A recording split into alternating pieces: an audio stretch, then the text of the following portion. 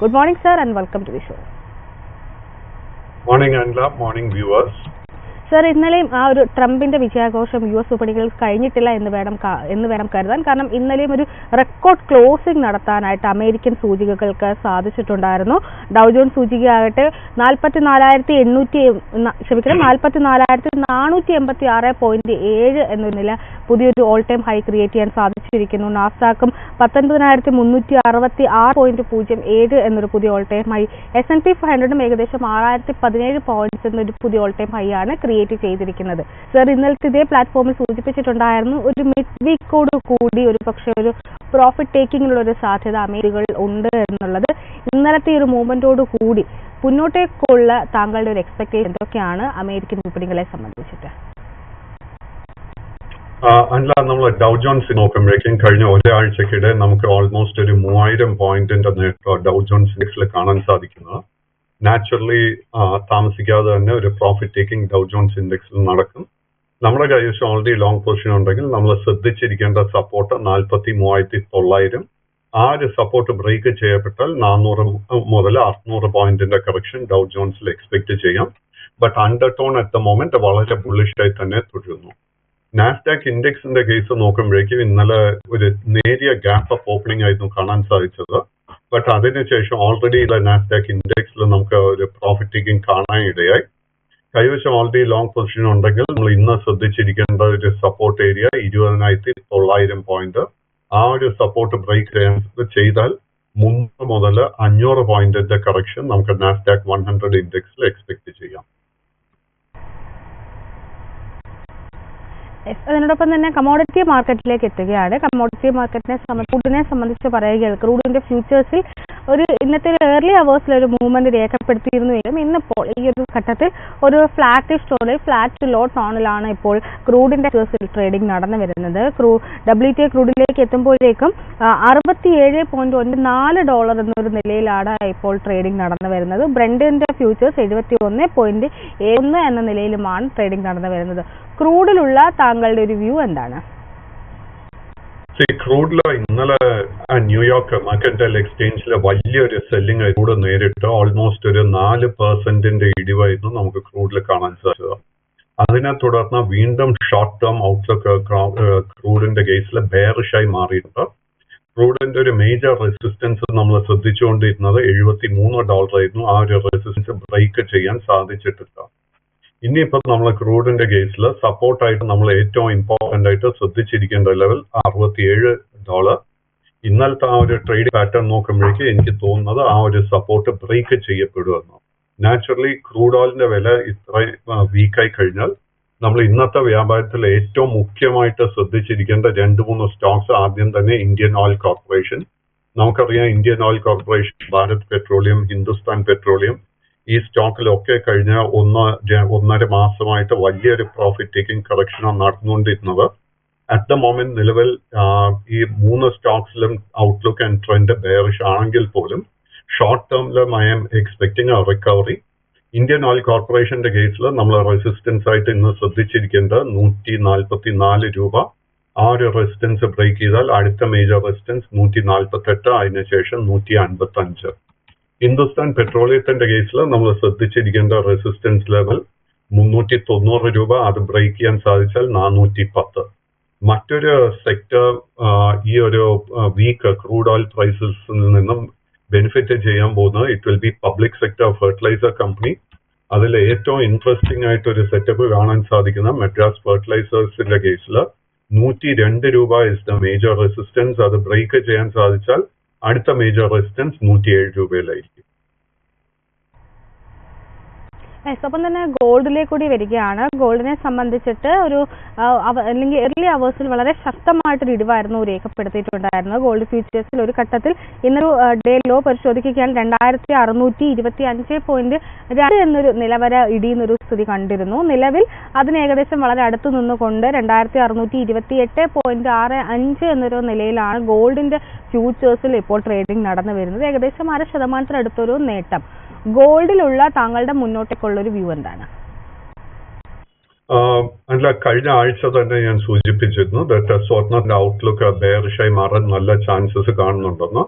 നമ്മൾ പ്രതീക്ഷിച്ചതുപോലെ തന്നെ ആയിരുന്നു ഇന്നലത്തെ ആ ഒരു സെൽ ഓഫ് സ്വർണത്തില്.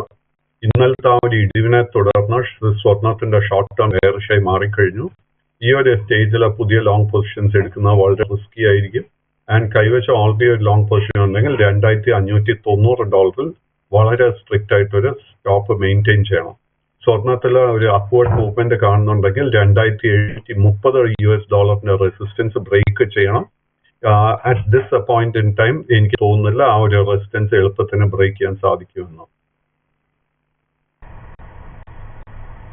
ആഭ്യന്തര വിപണിയിലേക്ക് വരികയാണെങ്കിൽ ആഭ്യന്തര വിപണിയിൽ ഇന്നലെയും ഹൈ ലെവൽസിൽ ആദ്യത്തെ ഒരു മണിക്കൂറുകളിലൊക്കെ ഒരു മികച്ച ഒരു മുന്നേറ്റം രേഖപ്പെടുത്താൻ സാധിച്ചിരുന്നുവെങ്കിൽ ഹൈ ലെവൽസിൽ നിന്ന് വീണ്ടും ഇടിയുന്നൊരു സ്ഥിതിയാണെങ്കിൽ തിരികെ ഇറങ്ങുന്ന ഒരു സൂചികയായിരുന്നു ഇന്നലെ കണ്ടിരുന്നത്. വളരെ ഫ്ലാറ്റായിട്ട് 26,141.3 എന്നൊരു നിലയിലാണ് ട്രേഡിംഗ് നടന്നിരുന്നത്.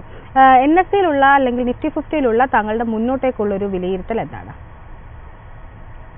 അല്ല, ഇന്നലത്തെ ഒരു ട്രേഡിംഗ് പാറ്റേൺ നോക്കുമ്പോഴേക്കും നമുക്ക് IT സ്റ്റോക്സും ബാങ്കിങ് സ്റ്റോക്സും ഒഴികെ ഓൾമോസ്റ്റ് ബാക്കി എല്ലാ ഹെവി വെയ്റ്റ്സും അതായത് നിഫ്റ്റി 50 ഹെവി വെയ്റ്റ്സിലൊക്കെ നമുക്ക് സെല്ലിംഗ് പ്രഷർ ആയിരുന്നു കാണാൻ സാധിച്ചത്.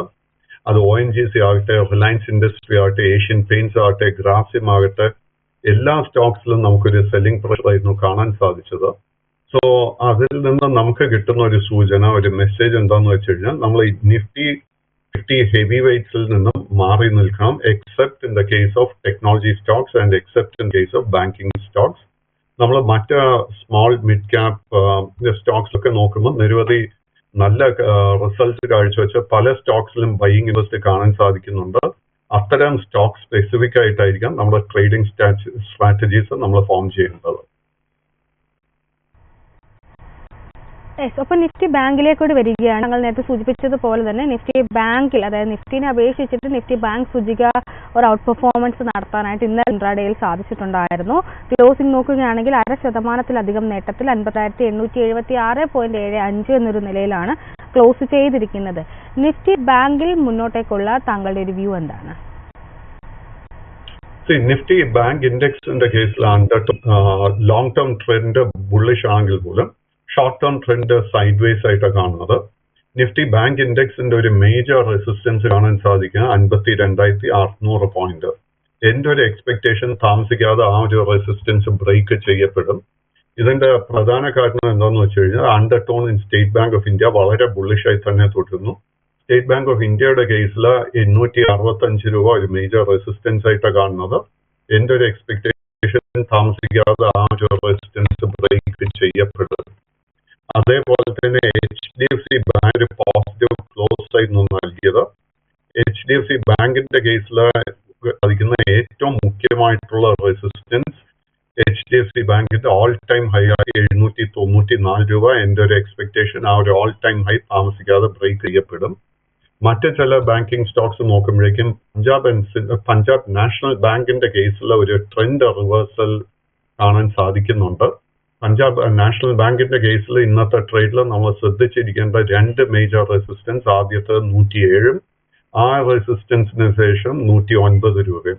ഈ 2 റെസിസ്റ്റൻസ് ബ്രേക്ക് ചെയ്യാൻ സാധിച്ചാൽ അടുത്ത മേജർ റെസിസ്റ്റൻസ് 119 രൂപയിലാണ് കാണുന്നത്. അതിനോടൊപ്പം തന്നെ ഇന്നലെ നിഫ്റ്റിയിൽ ഏറ്റവും അധികം ഡ്രാഗ് ചെയ്ത ഒരു ഓഹരി എന്ന് പറയുന്നത് ഏഷ്യൻ പെയിന്റ്സിന്റെ ഓഹരികളായിരുന്നു.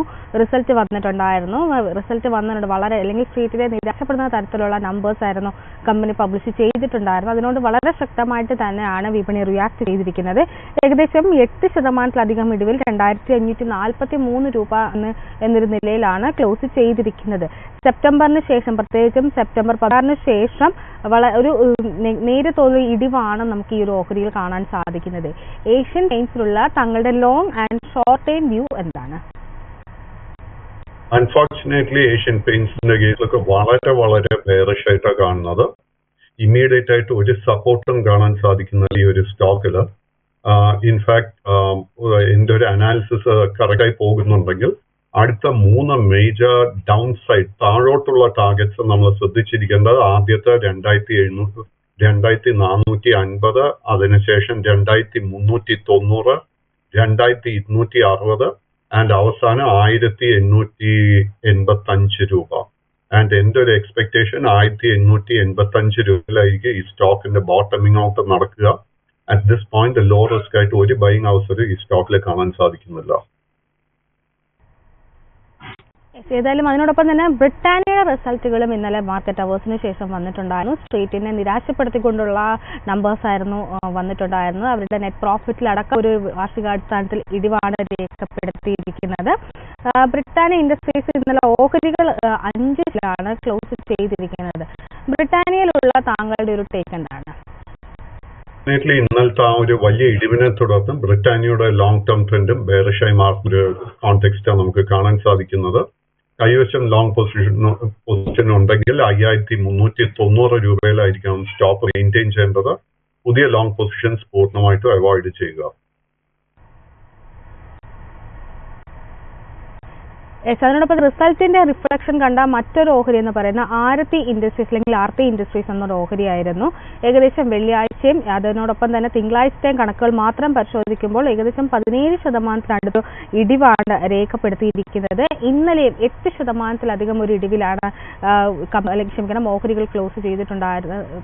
8% ഒരു ഇടിവ് ഇൻട്രാഡേയിൽ രേഖപ്പെടുത്തിയിട്ടുണ്ടായിരുന്നു. അവരുടെ ഗൈഡൻസ് അടക്കം, അതായത് ഈ ഒരു സാമ്പത്തിക വർഷത്തിലെ ഗൈഡൻസ് അടക്കം മാനേജ്മെന്റ് കുറയ്ക്കുന്നതിലേക്ക് കടന്നിട്ടുണ്ടായിരുന്നു. ഈ ഒരു സാഹചര്യത്തിൽ ആർത്തി ഇൻഡസ്ട്രീസിലുള്ള താങ്കളുടെ ഒരു ടേക്ക് എന്താണ്? ആർത്തി ഇൻഡസ്ട്രീസിന്റെയും long term and short term trend bearish ആയിട്ടാണ് കാണുന്നത്. ഈ സ്റ്റോക്ക് കഴിഞ്ഞ ഒരാഴ്ചക്കിടെ 2-3 മേജർ സപ്പോർട്ട് ഏരിയാസ് ബ്രേക്ക് ചെയ്തുകൊണ്ട് ഇന്നലെ ഗ്യാപ് ഡൗൺ ക്ലോസിംഗ് നമുക്ക് നൽകിയത്. ആർത്തി ഇൻഡസ്ട്രിയുടെ അടുത്ത മേജർ സപ്പോർട്ട് എനിക്ക് കാണാൻ സാധിക്കുന്നത് 355 രൂപയില. ചുരുക്കം പറഞ്ഞു കഴിഞ്ഞാൽ കറന്റ് ലെവൽസിൽ നിന്നും 80 മുതൽ 90 രൂപയുടെ നഷ്ടം കൂടെ നമുക്ക് പ്രതീക്ഷിക്കാം.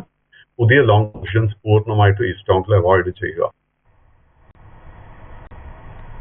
ഏതായാലും ധാരാളം പ്രേക്ഷകർ ക്വയറീസുമായി എത്തിയിട്ടുണ്ട്. അതിൽ ആദ്യമായി പ്രേക്ഷകൻ AU സ്മോൾ ഫിനാൻസ് ബാങ്കുമായി ബന്ധപ്പെട്ട ഒരു ക്വസ്റ്റ്യനാണ് ചോദിച്ചിരിക്കുന്നത്. ജിൻസൺ എന്ന പ്രേക്ഷകനാണ് ചോദിച്ചിരിക്കുന്നത്. AU സ്മോൾ ഫിനാൻസ് ബാങ്ക് ഇന്നലെ 0.5% ഇടിവിലായിരുന്നു ക്ലോസ് ചെയ്തിരിക്കുന്നത്. AU സ്മോൾ ഫിനാൻസ് ബാങ്കിലുള്ള താങ്കളുടെ ഒരു ടേക്ക് എന്താണ്?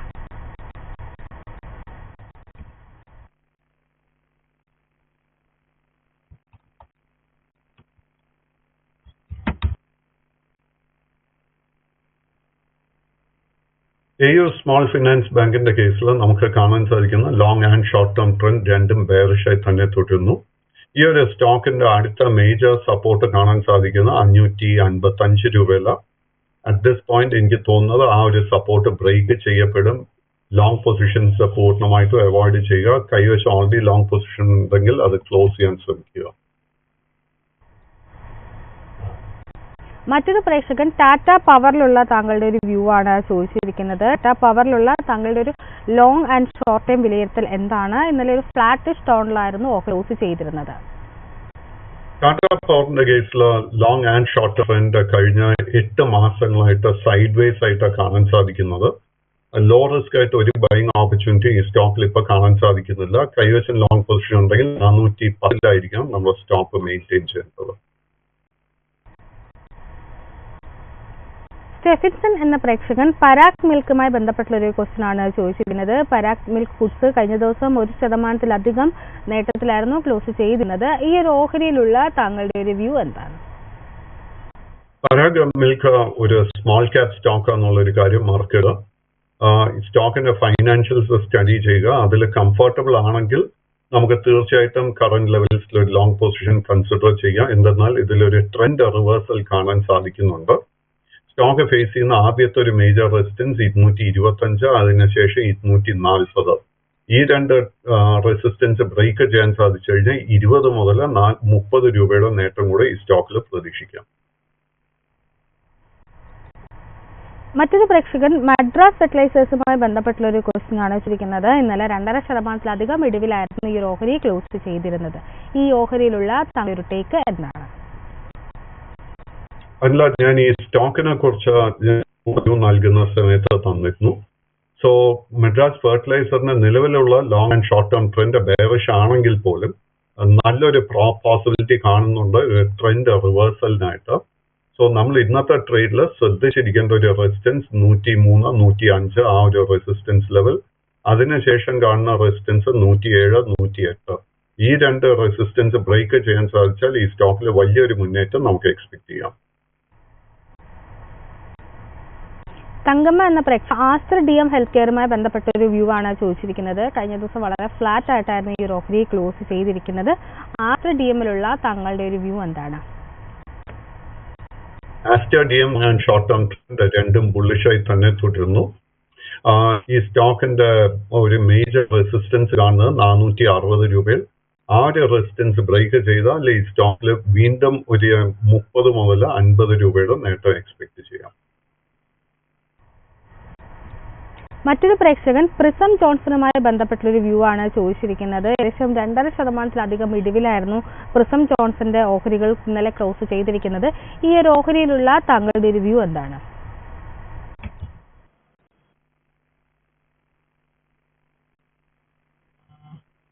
പ്രിസം ജോൺസൺ എഗെയിൻ ഒരു സ്മോൾ ക്യാപ് സ്റ്റോക്ക് ആയിട്ട് വിലയിരുത്തുന്നത്. ഇതിൽ കാര്യമായിട്ട് ഒരു ലിക്വിഡിറ്റി കാണാൻ സാധിക്കുന്നില്ല. ലോങ് ടേം ട്രെൻഡ് സൈഡ്വേസും ഷോർട്ട് ടേം ട്രെൻഡ് ബെയറിഷ് ആയിട്ടാണ് കാണുന്നത്.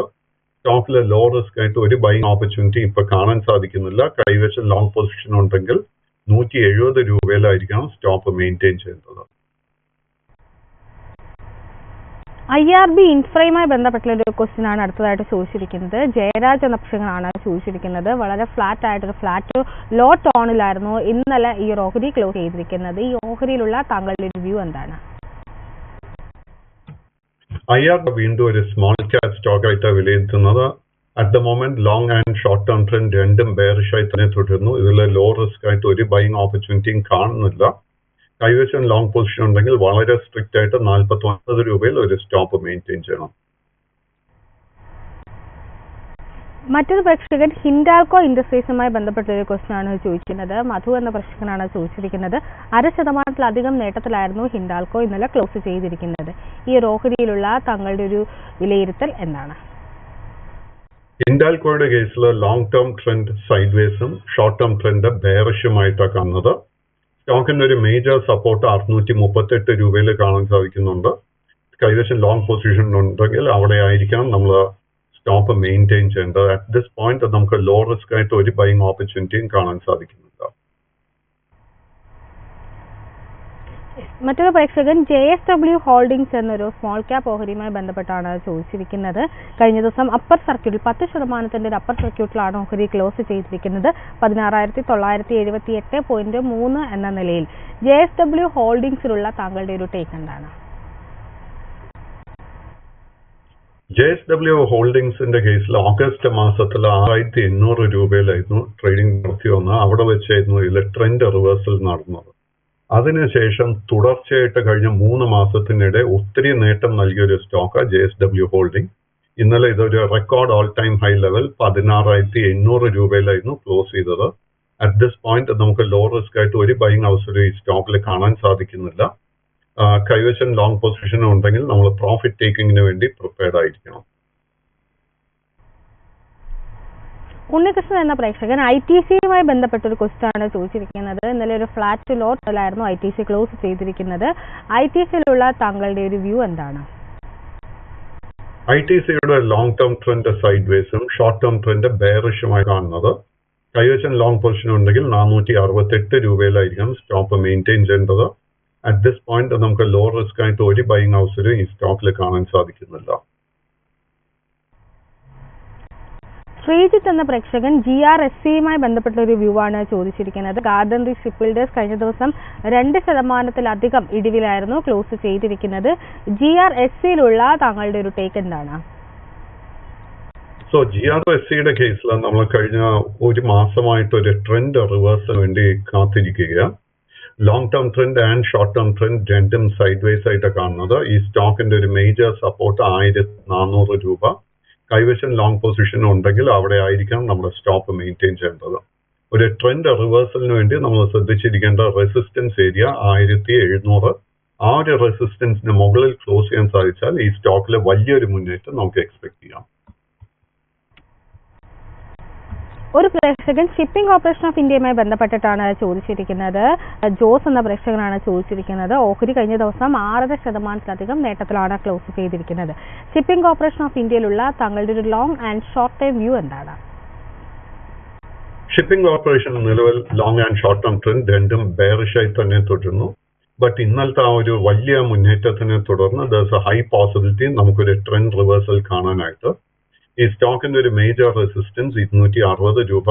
ആ ഒരു റെസിസ്റ്റൻസ് ബ്രേക്ക് ചെയ്താൽ മാത്രമേ നമുക്ക് ട്രെൻഡ് റിവേഴ്സൽ കൺഫേം ചെയ്യാൻ സാധിക്കത്തുള്ളൂ. ഒരു പ്രേക്ഷകൻ ഹ്യൂണ്ടായുമായി ബന്ധപ്പെട്ടുള്ള ഒരു ക്വസ്റ്റ്യൻ ആണ് ചോദിച്ചിരിക്കുന്നത്. വിപണിയിലെത്തിയിട്ട് അധിക നാളായിട്ടില്ല. കഴിഞ്ഞ ദിവസം ഓഹരി 0.5% ഇടിവിലായിരുന്നു ക്ലോസ് ചെയ്തിരിക്കുന്നത്. ഹ്യൂണ്ടായിലുള്ള താങ്കളുടെ ഒരു ടേക്ക് എന്താണ്? ഹ്യൂണ്ടായുടെ കേസിൽ നമുക്ക് അത്ര അധികം നമുക്ക് ആ ഒരു ട്രേഡിംഗ് ഇൻഫർമേഷൻ ഇല്ലാത്തത് കൊണ്ട് തന്നെ ഒരു നല്ലൊരു വ്യൂ നൽകാൻ ബുദ്ധിമുട്ടാണ്. ബട്ട് ലിസ്റ്റിങ്ങിന് ശേഷം ഈ സ്റ്റോക്ക് സൈഡ് വേസ് ഒരു പാറ്റേൺ നമുക്ക് കാഴ്ചവെച്ചുകൊണ്ടിരിക്കുന്നത്. ഈ സ്റ്റോക്കിന്റെ ഒരു മേജർ റെസിസ്റ്റൻസ് 1875 രൂപ. ആ ഒരു റെസിസ്റ്റൻസ് ബ്രേക്ക് ചെയ്താൽ മാത്രമേ നമുക്ക് ഇതിലൊരു ബൈയിങ് ഇൻട്രസ്റ്റ് കാണാൻ സാധിക്കത്തുള്ളൂ. മറ്റൊരു പ്രേക്ഷകൻ ബജാജ് ഹൗസിംഗ് ഫിനാൻസുമായി ബന്ധപ്പെട്ടൊരു ക്വസ്റ്റ്യൻ ആണ് ചോദിച്ചിരിക്കുന്നത്. രാജേഷ് എന്നൊരു പ്രേക്ഷകനാണ് ചോദിച്ചിരിക്കുന്നത്. ഓഹരി കഴിഞ്ഞ ദിവസം 1.5% ഇടിവിലായിരുന്നു ക്ലോസ് ചെയ്തിരിക്കുന്നത്. ഈ ഓഹരിയിലുള്ള താങ്കളുടെ ഒരു ടേക്ക് എന്താണ്? സോ ബജാജ് ഹൗസിംഗ് ഫിനാൻസും ലിസ്റ്റിംഗിന് ശേഷം ഒരു ബെയറിഷ് ട്രെൻഡ് കാഴ്ചവെച്ചുകൊണ്ടിരിക്കുന്നത്. ആൻഡ് ഈ ഒരു സ്റ്റോക്കിലും അറ്റ് ദ മൊമെന്റ് നമുക്ക് ബൈയിങ് ഇൻട്രസ്റ്റ് കാണാൻ സാധിക്കുന്നില്ല. ബട്ട് എങ്കിലും നമ്മൾ ഈ സ്റ്റോക്ക് വളരെ ക്ലോസ് ആയിട്ട് സ്റ്റഡി ചെയ്തുകൊണ്ടിരിക്കണം. കാര്യം എന്തെന്നാൽ ഈ സ്റ്റോക്കിൽ 128-130 റേഞ്ചിൽ ഒരു നല്ല സപ്പോർട്ട് ഏരിയ ഫോം ചെയ്യാൻ സാധ്യതയുണ്ട്. സോ ആ ഒരു സപ്പോർട്ട് നിലനിൽക്കുകയാണെങ്കിൽ ഈ സ്റ്റോക്കിൽ നമുക്കൊരു ട്രെൻഡ് റിവേഴ്സൽ കാണാൻ സാധിക്കും. മറ്റൊരു റീസെന്റ് ലിസ്റ്റഡ് സ്റ്റോക്ക് എന്റെ ശ്രദ്ധയിലോട്ട് ഇന്നലെ വന്നിരിക്കുന്നത് it is Ola electric mobility. ഈ ഒരു സ്റ്റോക്ക് ലിസ്റ്റിംഗിന് ശേഷം ഒത്തിരി സെല്ലിംഗ് പ്രഷർ നേരിട്ട് ഇന്നലെ റെക്കോർഡ് ഓൾ ടൈം ലോ ലെവലിലായിരുന്നു ഇത് ട്രേഡിംഗ് ആരംഭിച്ചത്. ബട്ട് അതിനുശേഷം ഈ സ്റ്റോക്കിൽ നമുക്കൊരു ബൈയിങ് ഇൻട്രസ്റ്റ് കാണാൻ സാധിച്ചു. ഇന്നത്തെ ട്രേഡിൽ നമ്മൾ ശ്രദ്ധിച്ചിരിക്കേണ്ട റെസിസ്റ്റൻസ് 79 രൂപ. 79ന്റെ റെസിസ്റ്റൻസ് ബ്രേക്ക് ചെയ്താൽ അടുത്ത മേജർ റെസിസ്റ്റൻസ് 85, അതിനുശേഷം 90 രൂപയിലും ആയിരിക്കും. ജോയ് എന്ന പ്രേക്ഷകൻ KPA ഗ്രീൻ എനർജിയുമായി ബന്ധപ്പെട്ടിട്ടാണ് ഒരു ക്വസ്റ്റ്യൻ ചോദിച്ചിരിക്കുന്നത്. ഇന്നലെ ഒരു ലോവർ സർക്യൂട്ടിലായിരുന്നു ഓഹരി ക്ലോസ് ചെയ്തിരിക്കുന്നത്. 4.99% ഇടിവായിരുന്നു രേഖപ്പെടുത്തിയിട്ടുണ്ടായിരുന്നത്. KPA ഗ്രീൻ എനർജിയിലുള്ള താങ്കളുടെ ഒരു ടേക്ക് എന്താണ്? അൺഫോർച്ചുനേറ്റ്ലി ഈ ഒരു സ്റ്റോക്കിൽ long and short term trend രണ്ടും ബെയറിഷ് ആയി തന്നെ തുടരുന്നു. നമുക്ക് ലോ റിസ്ക് ആയിട്ട് ഒരു ബൈയിങ് അവസരവും ഈ സ്റ്റോക്കിൽ കാണാൻ സാധിക്കുന്നില്ല. കൈവശം ലോങ് പൊസിഷൻ ഉണ്ടെങ്കിൽ 738 രൂപയിൽ സ്ട്രിക്റ്റ് ആയിട്ട് സ്റ്റോപ്പ് മെയിൻറ്റെയിൻ ചെയ്യണം. ഒന്നിലധികം പ്രേക്ഷകർ 63 മൂൺസ് ടെക്നോളജീസുമായി ബന്ധപ്പെട്ട ഒരു ക്വസ്റ്റ്യൻ ആണ് ചോദിച്ചിരിക്കുന്നത്. ഓഹരി ഇന്നലെ 5% ഒരു അപ്പർ സർക്യൂട്ടിൽ 588.2 എന്നൊരു നിലയിലാണ് ക്ലോസ് ചെയ്തിരിക്കുന്നത്. 63 മൂൺസിലുള്ള താങ്കളുടെ ഒരു വ്യൂ എന്താണ്? 63 മൂൺസിലെ long term and short term trend രണ്ടും ബുള്ളിഷ് ആയി തന്നെ തുടരുന്നു. ഒരു വീക്ക്നെസ്സും അറ്റ് ദ മൊമെന്റ് ഈ സ്റ്റോക്കിൽ കാണുന്നില്ല. കൈവശം ഓൾറെഡി ലോങ് പൊസിഷൻ ഉണ്ടെങ്കിൽ അത് മെയിൻറ്റെയിൻ ചെയ്യുക. ഇതിന്റെ ആദ്യത്തെ ഒരു മേജർ സപ്പോർട്ട് കാണാൻ സാധിക്കുന്നത് 555 രൂപയിൽ. മറ്റൊരു പ്രേക്ഷകൻ PFCയുമായി ബന്ധപ്പെട്ടുള്ള ഒരു ക്വസ്റ്റ്യൻ ആണ് ചോദിച്ചിരിക്കുന്നത്. PFC ഓഹരികളിലുള്ള തങ്ങളുടെ ഒരു ലോങ് ആൻഡ് ഷോർട്ട് ടൈം വിലയിരുത്തൽ എന്താണ്? PFCയുടെ കേസിൽ long and short term trend side vase ആയിട്ടാണ് കാണാൻ സാധിക്കുന്നത്. ബട്ട് ഇന്നലത്തെ ആ ഒരു സ്ട്രോങ് ക്ലോസിനെ തുടർന്ന് ട്രെൻഡ് റിവേഴ്സലിനുള്ള നല്ല സാധ്യത കാണുന്നുണ്ട്. ഈ സ്റ്റോക്കിൽ രണ്ട് മേജർ റെസിസ്റ്റൻസ്, ആദ്യം 500, അതിനുശേഷം 505. രണ്ട് റെസിസ്റ്റൻസിന് മുകളിൽ ക്ലോസ് ചെയ്യാൻ സാധിച്ചു കഴിഞ്ഞാൽ ഈ സ്റ്റോക്കിൽ വലിയൊരു മുന്നേറ്റം എക്സ്പെക്ട് ചെയ്യാം. മറ്റൊരു പ്രേക്ഷകൻ ടാറ്റ മോട്ടോഴ്സുമായി ബന്ധപ്പെട്ടുള്ളൊരു വ്യൂ ആണ് ചോദിച്ചിരിക്കുന്നത്. ടാറ്റ മോട്ടോഴ്സിലുള്ള താങ്കളുടെ ഒരു long and short time view എന്താണ്? ടാറ്റ മോട്ടോഴ്സിൽ unfortunately long and short term trend രണ്ടും ബെയറിഷ് ആയി തന്നെ തുടരും. ബട്ട് ഈ ഒരു സ്റ്റോക്കിൽ നമുക്ക് ഷോർട്ട് കവറിംഗ് കാണാൻ ഉള്ള സാധ്യത വളരെ ഹൈ ആയിട്ടാണ് കാണുന്നത്. നമ്മൾ ശ്രദ്ധിച്ചിരിക്കേണ്ട, കൈവശം ഓൾറെഡി ലോങ് പൊസിഷൻ ഉണ്ടെങ്കിൽ നമ്മൾ മെയിൻറ്റെയിൻ ചെയ്യേണ്ട സ്റ്റോപ്പ് ലോസ് 790. നമ്മുടെ അടുത്ത ഒരു ഷോർട്ട് കവറിംഗ് നടക്കുന്നുണ്ടെങ്കിൽ നമ്മൾ ശ്രദ്ധിച്ചിരിക്കേണ്ട റെസിസ്റ്റൻസ് 900 രൂപയിലും ആയിരിക്കും.